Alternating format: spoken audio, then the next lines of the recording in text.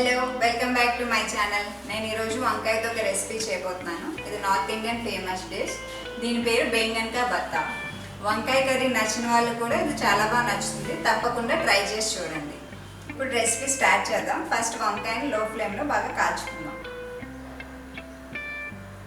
ఇలా అన్ని sides rotate చేస్తూ ఫుల్గా వంకాయని కాల్చుకోవాలి.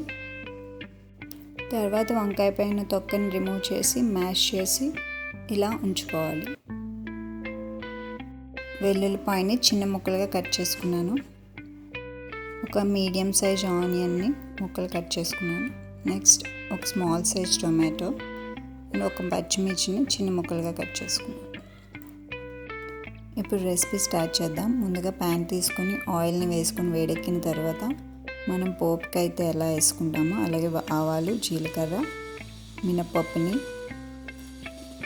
వెల్లుల్లిపాయ ముక్కల్ని అండ్ పచ్చిమిర్చి ముక్కల్ని వేసుకొని ఫ్రై చేసుకోవాలి. అండ్ ఉల్లిపాయ ముక్కల్ని అందులో 1/2 స్పూన్ సాల్ట్ వేసుకొని వేయించుకోవాలి. ఉల్లిపాయలు మగ్గిన తర్వాత టొమాటో ముక్కల్ని యాడ్ చేసుకోవాలి. ఇప్పుడు 1/2 స్పూన్ పసుపు, 1/2 స్పూన్ కారం వేసి బాగా ఫ్రై చేసుకోవాలి.